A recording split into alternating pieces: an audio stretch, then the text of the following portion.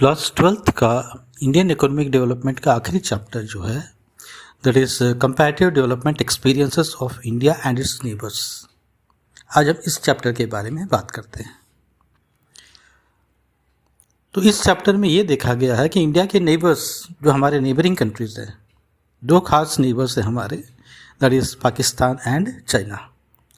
ये तीनों के बारे में हम इस चैप्टर में डिस्कस करेंगे। और ये तीनों क्यों, और भी नेबर्स है हमारे, लेकिन हम इन तीनों के बारे में ही क्यों बात कर रहे हैं। इसका कारण यह है कि these are contemporary nations, contemporary existence है इनका। कॉन्टेम्पररी का मतलब क्या हुआ, लगभग एक ही समय पे इनको आज़ादी मिली और एक ही तरीके से इनका जो डेवलपमेंट है ना, जो डेवलपमेंटल पॉलिसीज़ हैं या आपके जो डेवलपमेंट पाथ है, ठीक है, that is the same. That is why we compare between India, China and Pakistan. अब देखिए, इंडिया को इंडिपेंडेंस मिला 15 अगस्त 1947 को, और पाकिस्तान का इंडिपेंडेंस क्या हुआ 14 अगस्त 1947। ये जब इंडिया को इंडिपेंडेंस मिला तो बंटवारा हुआ और पाकिस्तान अलग हुआ, तो दोनों का इंडिपेंडेंस तो एक ही दिन हुआ, लगभग एक ही दिन हुआ। पाकिस्तान अपना इंडिपेंडेंस 14 अगस्त को मनाता है, इंडिया अपना इंडिपेंडेंस 15 अगस्त को मनाता है। जब चाइना की हम बात करें तो China got independence in 1949. Now let us see the development path of India, Pakistan and China. ये तीनों देशों का जो विकास यात्रा है, डेवलपमेंट पाथ है, लगभग एक ही समय चालू हुआ और एक ही प्रकार से चलता रहा ये। तो इसमें कुछ पॉइंट्स मैं बताता हूँ आपको, इन पॉइंट्स को आप ध्यान से नोट करेंगे। All the three nations started their development path at the same time. तीनों देशों ने अपनी विकास यात्रा को लगभग एक ही समय प्रारंभ किया। इंडिया और पाकिस्तान को आज़ादी मिली, इंडिपेंडेंस मिला 1947 में, और पीपल्स रिपब्लिक ऑफ चाइना ये एस्टैब्लिश हुआ आपका 1949 में, यानी चाइना को इंडिपेंडेंस मिला 1949 में। सारे तीन देश अपना जो प्लानिंग 5 ईयर प्लान्स जो चालू किया, ये भी लगभग एक ही समय हुआ। इंडिया ने अपना 5 ईयर प्लान चालू किया 1951 में, पाकिस्तान 1956 में और चाइना 1953 में।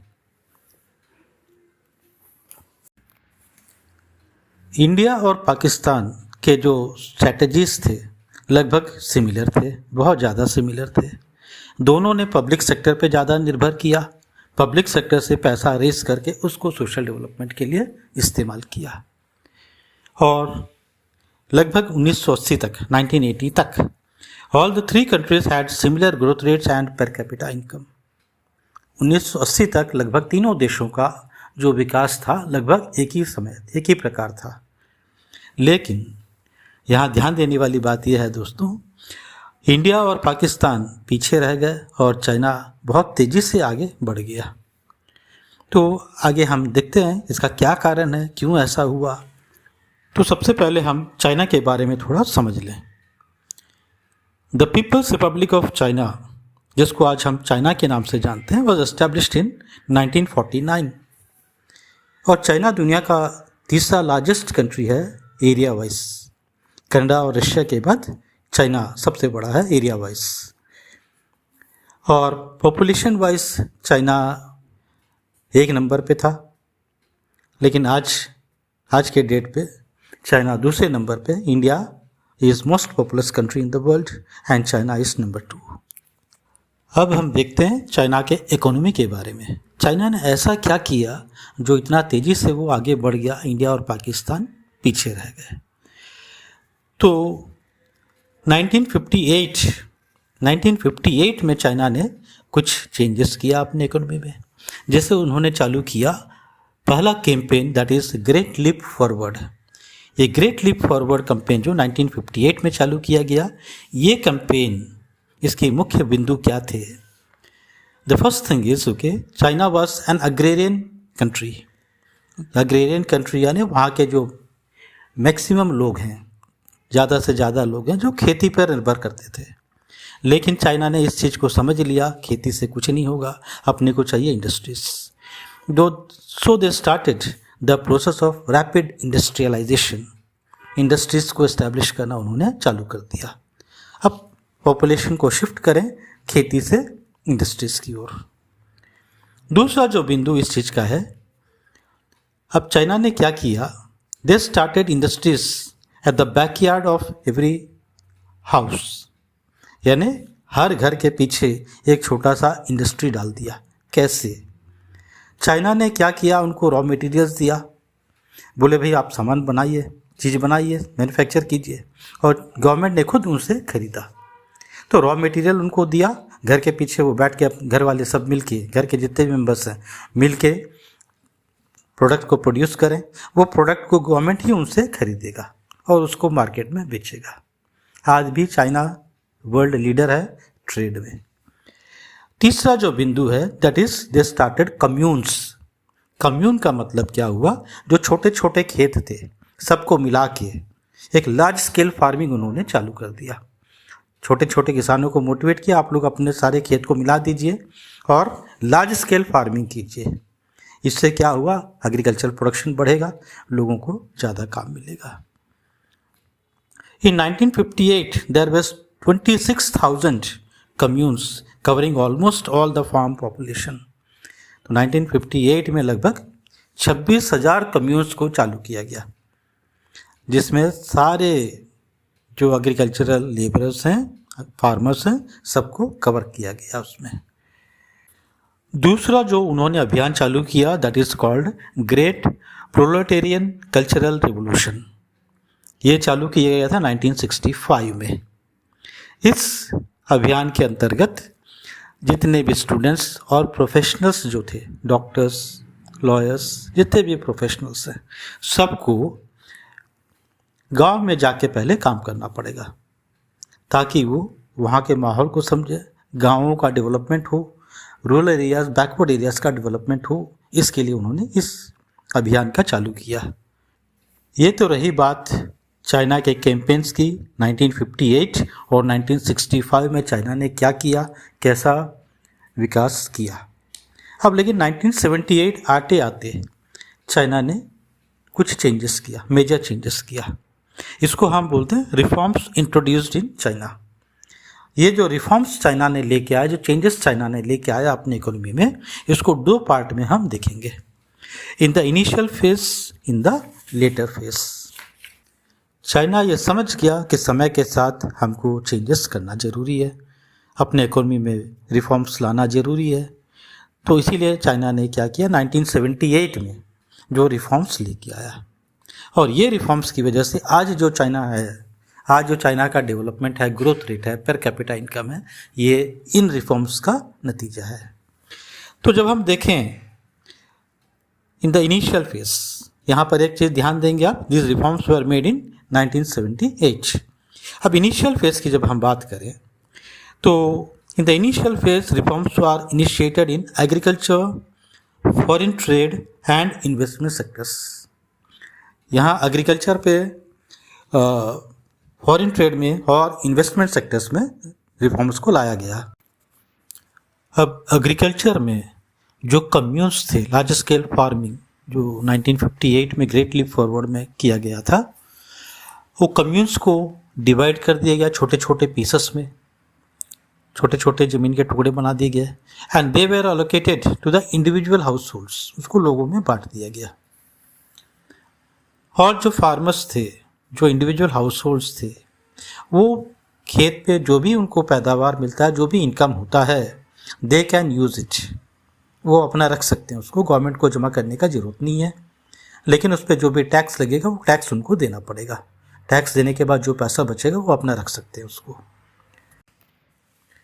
अब इन द लेटर फेज, उसके बाद में क्या हुआ, reforms were initiated in the industrial sector. अब इंडस्ट्रियल डेवलपमेंट के लिए इंडस्ट्रियल सेक्टर में रिफॉर्म्स को बनाया गया। यहाँ पर पहला चीज़ चाइना ने जो किया, that is private sector firms were encouraged to produce goods. Private sector को बढ़ावा दिया। अभी तक गवर्नमेंट हर चीज़ को कंट्रोल करता था, अब चाइना समझ गया कि भाई प्राइवेट सेक्टर को आना चाहिए, प्राइवेट सेक्टर को भी एनकरेज करना ज़रूरी है। उनका इन्वेस्टमेंट और उनका जो प्रोडक्शन है, that is more important. The second thing what China did is, अब यहाँ गवर्नमेंट के जितने भी फर्म्स एंटरप्राइजेज हैं उनको कॉम्पीट करने के लिए छोड़ दिया to with the private sector, वो प्राइवेट सेक्टर के साथ कॉम्पीट करे और मार्केट में खड़ा हो। तीसरा चीज़ जो चाइना ने किया, they have started open door policy. Open door policy में क्या हुआ, आप दूसरे देशों को इनवाइट करते हैं, means FDI, foreign direct investment. दूसरे देशों को आप इनवाइट करते हैं कि भाई आप अपना पैसा लेके आइए, अपने टेक्नोलॉजी लेके आइए, हम आपको जगह देते हैं, हम आप यहाँ हमारे यहाँ आप इंडस्ट्री चालू कीजिए, यहाँ गुड्स प्रोड्यूस कीजिए और पूरे दुनिया में आप बिजनेस कीजिए। तो ये तीन चीज़ें जो है आपका लेटर फेज में चालू हुआ। जब आपको रिफॉर्म्स इंट्रोड्यूस्ड इन चाइना पूछा जाएगा तो ये दोनों फेज को आपको लिखना जरूरी है। इनिशियल फेज में क्या हुआ, लेटर फेज में क्या हुआ, तो ये दोनों का पॉइंट बना के उसको पढ़ लेंगे आप लोग। यहाँ चौथा जो पॉइंट है that is dual pricing in the reform process. The reform process involve dual pricing. Dual pricing यानी दो कीमतों पे, दो अलग अलग कीमतों पे रॉ मटेरियल को और आउटपुट्स को बेचा और खरीदा जाता था। ये ड्यूअल प्राइसिंग है, ये दो अलग अलग कीमतों पे रॉ मटेरियल को और आउटपुट को खरीदना और बेचना, दोनों काम होता था ये। अब इसमें क्या है देखिए, farmers and industrial units were required to buy and sell fixed quantities of inputs and outputs on the basis of prices fixed by the government। यहाँ आप किसानों को और इंडस्ट्रियल यूनिट्स को जो इनपुट्स दिया जाता है, रॉ मटेरियल दिया जाता है, उसका प्राइस अलग है और इनसे जो चीज़ें बन जाती हैं उनको खरीदने का जो भी प्राइस है वो भी गवर्नमेंट फिक्स करता है, वो अलग है। और जब इन चीज़ों को मार्केट में बेचा जाता है, ओपन मार्केट में अगर आप खरीदते हैं रॉ मटेरियल को, आपको कुछ बढ़े हुए दाम पे मिलेगा। वैसे ही ये जो चीज़ें फिनिश्ड गुड्स, इनको जब मार्केट में बेचा जाएगा तो उनका भी दाम बढ़ा हुआ रहेगा। तो this is called dual pricing policy, यानी आप किसानों के लिए और इंडस्ट्रियल यूनिट्स के लिए कीमतें कम थी, प्राइस कम था, जबकि ओपन मार्केट में इनकी जो कीमतें वो ज़्यादा रहेगी। वो अब पांचवा जो पॉइंट है that is special economic zones. China ने एस्टैब्लिश किया स्पेशल इकोनॉमिक जोन्स को। ये स्पेशल इकोनॉमिक जोन्स क्या होते हैं? स्पेशल इकोनॉमिक जोन्स बड़े बड़े एरियाज़ होते हैं जहाँ पर सारे इंडस्ट्रीज एस्टैब्लिश किए जाते हैं। ये एक तरीका है फॉरेन डायरेक्ट इन्वेस्टमेंट को अट्रैक्ट करने का। जब फॉरेन कंपनीज आते हैं उनको वहीं पर जगह दिया जाएगा, पानी दिया जाएगा, वहाँ पर सारी फैसिलिटीज़ जो उनको चाहिए वहाँ पर अवेलेबल रहती हैं। तो ये स्पेशल इकोनॉमिक जोन्स को एस्टैब्लिश किया गया और फॉरेन डायरेक्ट इन्वेस्टमेंट को अट्रैक्ट किया गया ताकि बाहर की कंपनियां आए, अपनी कंपनीज को वहाँ एस्टैब्लिश करें और चाइना का जो ग्रोथ रेट है वो बढ़े, लोगों को ज़्यादा से ज़्यादा रोजगार मिले, पर कैपिटा इनकम चाइना का बढ़े। अब हम बात करते हैं पाकिस्तान का, जो हमारा दूसरा पड़ोसी है। पाकिस्तान को इंडिपेंडेंस मिला 14 अगस्त 1947 को। According to the latest reports of United Nations, Pakistan ranks number 5 in the population in the world।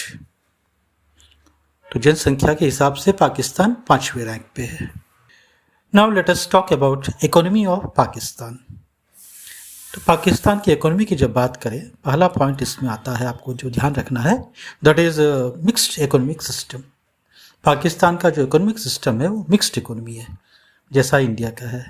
यहाँ दोनों प्राइवेट सेक्टर, पब्लिक सेक्टर दोनों साथ मिलकर काम करते हैं, गुड्स को प्रोड्यूस करते हैं और सारा डेवलपमेंटल एक्टिविटीज़ में दोनों की भागीदारी रहेगी। The second point is introduction of various policies.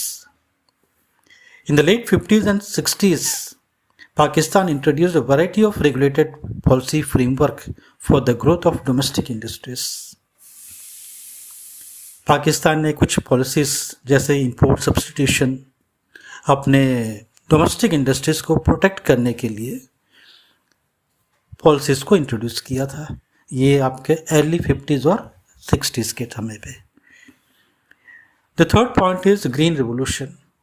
जैसा इंडिया में ग्रीन रिवोल्यूशन को इंट्रोड्यूस किया गया था, वैसा ही पाकिस्तान में भी ग्रीन रिवोल्यूशन को इंट्रोड्यूस किया गया था और ग्रीन रिवोल्यूशन के इम्प्लीमेंटेशन से पाकिस्तान को काफ़ी फ़ायदा हुआ, उनका एग्रीकल्चरल प्रोडक्शन जो है काफ़ी बढ़ा। The fourth point is importance to role of public sector in early 1970s.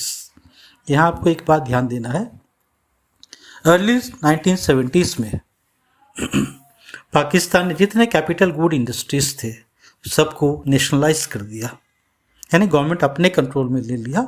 Government बोला हम मैनेज करेंगे इन चीज़ों को, हम प्रोडक्शन करेंगे और हम सबको संभालेंगे। लेकिन ये ज़्यादा दिन चल नहीं पाया और लेट 70s आते आते 10 साल के अंदर importance of role of private sector okay in 1970s। अब यहाँ 10 साल होते होते लेट 70s में there was a shift in government policy. अब गवर्नमेंट ने अपना पॉलिसी चेंज कर दिया और जितने इंडस्ट्रीज को उसने नेशनलाइज किया था सबको डी नेशनलाइजेशन भी कर दिया, यानी यहाँ पर प्राइवेट सेक्टर को बढ़ावा देना चालू किया, प्राइवेट सेक्टर को इंडस्ट्रीज चालू करने का परमिशन दिया और जितने बड़े बड़े इंडस्ट्रीज सबको प्राइवेट सेक्टर को रन करने के लिए इजाज़त दे दिया। The next point is financial support during late 1970s। Pakistan हमेशा एक गरीब देश रहा है और पाकिस्तान हमेशा अपने फाइनेंशियल रिक्वायरमेंट्स के लिए सपोर्ट लेता था वेस्टर्न नेशंस, अमेरिका और कुछ और कंट्रीज़ जो हमेशा बार बार पाकिस्तान की मदद करते हैं, उनको फंड्स देते हैं। वैसा ही remittances from immigrants to middle east से भी उनको कुछ फंड्स मिलते हैं। Then reforms, that is Pakistan introduced certain reforms in 1988। Pakistan ने भी कुछ economic reforms, investment reforms, trade reforms बनाया and this was done in year 1988. So that was something about the economy of Pakistan. अब हम देखते हैं comparative study between India, China and Pakistan. ये जब इंडिया, चाइना और पाकिस्तान के इकोनॉमिक्स को हम कंपेयर करेंगे, यहाँ पर 3 इंडिकेटर्स को हम ध्यान देंगे। The first one is demographic indicators, the second one is growth indicators and the third one is human development indicators. ये 3 इंडिकेटर्स जो है इंडिकेट करेंगे भाई क्या क्या डेवलपमेंट आया, कैसे आया। इस इंडिकेटर्स के आधार पे हम तीनों इकोनॉमीज को कंपेयर करेंगे। तो सबसे पहले हम देखते हैं demographic indicators. Demographic indicators means this are the indicators और this is a study of population of a particular country. तो तीनों कंट्रीज में हम पॉपुलेशन इसकी कंपैरिजन करते हैं। तो इसमें पहला चीज, फर्स्ट पॉइंट इज पॉपुलेशन। अब पॉपुलेशन के हिसाब से देखा जाए तो India is number 1 in population, China is number 2। The population of Pakistan is very small and accounts for about 1/10 of China और India. The second indicator is growth rate of population. किस दर पर जनसंख्या बढ़ती है उसको अपन बोलते हैं ग्रोथ रेट ऑफ पॉपुलेशन। जब ग्रोथ रेट की बात की जाए तो पाकिस्तान का ग्रोथ रेट सबसे ज़्यादा है, that is 2.05। India is number 2, that is 1.01 and that of China is very less, that is 0.46। समय पर चाइना पॉपुलेशन में नंबर 1 था, बहुत ज़्यादा पॉपुलेशन था और उस पॉपुलेशन को कम करने के लिए चाइना ने कुछ पॉलिसीज़ को इंट्रोड्यूस किया, लाइक 1 चाइल्ड पॉलिसी। एक परिवार में एक ही बच्चा होना चाहिए, उससे ज़्यादा नहीं होना चाहिए, ये गवर्नमेंट का रूल था वहाँ पर। लेकिन इसके साइड इफ़ेक्ट्स जो हैं, दुष्प्रभाव जो हैं, काफ़ी समय के बाद समझ में आया। अभी जैसा चाइना में है तो elderly population is very large और यंग पॉपुलेशन उनके पास बहुत कम है और वहाँ की पॉपुलेशन लगातार घटते जा रही है। अब चाइना ने क्या किया, 2 चाइल्ड पॉलिसी को अडॉप्ट किया। अब उसने 3 चाइल्ड पॉलिसी को भी इम्प्लीमेंट किया, लेकिन पॉपुलेशन उस तेज़ी से नहीं बढ़ रही है जितना चाइना चाहता है। The next indicator is density of population. Density of population का मतलब होता है the number of people living in 1 square kilometre. अब किसी भी देश का हम 1 स्क्वायर किलोमीटर में कितने लोग रहते हैं उसकी स्टडी करते हैं, तो that is called density of population. जब डेंसिटी ऑफ पॉपुलेशन की बात की जाए तो India is number 1 here. India में लगभग 455 लोग 1 स्क्वायर किलोमीटर के अंदर रहते हैं। और नंबर 2 इज़ पाकिस्तान, यहाँ पर लगभग 275 लोग 1 स्क्वायर किलोमीटर के अंदर रहते हैं। And China is the lowest with 148 persons living per square kilometre. China area wise भी बहुत बड़ा कंट्री है। China is the third largest in the world, so density of population is less there. The next indicator is sex ratio. Sex ratio का मतलब होता है the ratio between males and females. The ratio between males and females, पुरुष और महिलाओं के बीच में जो रेशियो होता है तो उसको अपन बोलते हैं सेक्स रेशियो। अब तीनों देशों में लगभग हर परिवार में तीनों कंट्रीज़ की जो संस्कार हैं उसमें मेल चाइल्ड को ज़्यादा प्रेफर किया जाता था। इस वजह से तीनों कंट्रीज़ में फीमेल्स का जो रेशियो है वो बहुत कम है और मेल्स की जो रेशियो ज़्यादा थी। लेकिन अभी रिसेंट सिचुएशंस में, रिसेंट कंडीशंस में all the 3 countries are adopting various measures to improve the situation. अभी इंडिया में भी काफ़ी बेहतर हो चुका है ये स्थिति। ये हमेशा लगभग मेल्स और फीमेल्स का रेशियो बराबर के आसपास होना चाहिए। तो तीनों कंट्रीज़ ने अभी काफ़ी स्टेप्स लिया, ध्यान दिया इस चीज़ पे, और लगभग ये रेशियो आज के डेट में बराबर होने को आया है। The next indicator is urbanisation. जहाँ अर्बनाइजेशन की बात करें, हम डेवलपमेंट की बात करें, ठीक है, अर्बन एरियाज़ की बात करें, तो this is highest in China with 59%, in India it is 34% and in Pakistan it is 37%। तो पिछड़े एरियाज़ या अनडेवलप्ड एरियाज़ अभी भी इंडिया और पाकिस्तान में काफ़ी ज़्यादा हैं, जबकि यही चीज़ चाइना में देखा जाए तो इन दोनों से कंपेयर करते हुए काफ़ी कम है। अब हम बात करते हैं ग्रोथ इंडिकेटर्स का। ग्रोथ इंडिकेटर्स हमको ये बताते हैं कि कंट्रीज़ का जीडीपी कैसे कैसे बढ़ा। जब हम इसकी बात करें तो इसमें various sectors of the economy, that is primary sector, secondary sector और टर्शियरी सेक्टर का क्या योगदान रहा, कैसे कैसे इनमें चेंजेस आया, कैसे ग्रोथ बढ़ा, कंट्रीज़ का जीडीपी कैसे बढ़ा, ये चीज़ हम इसमें समझ पाते हैं। तो तीनों कंट्रीज़ में ये देखा गया कि primary sector that is agriculture was occupying a big role, played a big role.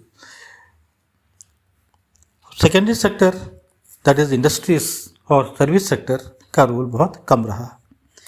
लेकिन जैसे जैसे समय बढ़ता गया 70s के बाद ये कंट्रीज़ ने एग्रीकल्चर से पॉपुलेशन को, वर्कफोर्स को शिफ्ट करके इंडस्ट्रियल सेक्टर और सर्विस सेक्टर में लाने का कोशिश किया, और ये कंट्रीब्यूशन जो है that of secondary sector and tertiary sector in the GDP has increased comparatively in the latest stages.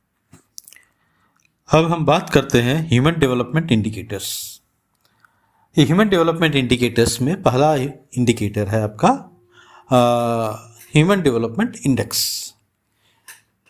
ये ह्यूमन डेवलपमेंट इंडेक्स एक सूचकांक है जो आपको बताता है कि कंट्री का सोशियो इकोनॉमिक डेवलपमेंट कितना है, कितना ज़्यादा है, कितना कम है करके। जब हम ये तीनों कंट्रीज़ को कंपेयर करते हैं, इंडिया, चाइना एंड पाकिस्तान, तो यहाँ पर हम देखेंगे इंडिया का 0.645 है, चाइना का 0.761 है और पाकिस्तान का 0.557 है। तो यहाँ पर जिसका सूचकांक ज़्यादा होगा, इंडेक्स ज़्यादा होगा, वो कंट्री का जो ह्यूमन डेवलपमेंट इंडेक्स है ज़्यादा होगा। तो यहाँ चाइना का ह्यूमन डेवलपमेंट इंडेक्स ज़्यादा है, उसके बाद इंडिया का, देन कम्स योर पाकिस्तान। दूसरा सूचकांक है life expectancy. Life expectancy is the average number of years for which people are expected to live. तो जब इसकी बात हम करते हैं तो यहाँ पर भी China is life expectancy is the highest, then comes India and then comes your Pakistan. मैंने कई और सूचकांक यहाँ पर दर्शाए हैं, जैसे कि mean years of schooling, gross national per capita, people below poverty line, infant mortality rate, maternal mortality rate, access to basic sanitation and drinking water, population undernourished, ये सब ऐसे सूचकांक हैं जो किसी भी देश के आर्थिक और सामाजिक विकास के बारे में हमको समझाते हैं। इन सूचकांकों के आधार पर ये डिसाइड किया जाता है कि कौन सा देश का ह्यूमन डेवलपमेंट इंडेक्स अच्छा है, कौन सा देश का ह्यूमन डेवलपमेंट इंडेक्स पीछे है।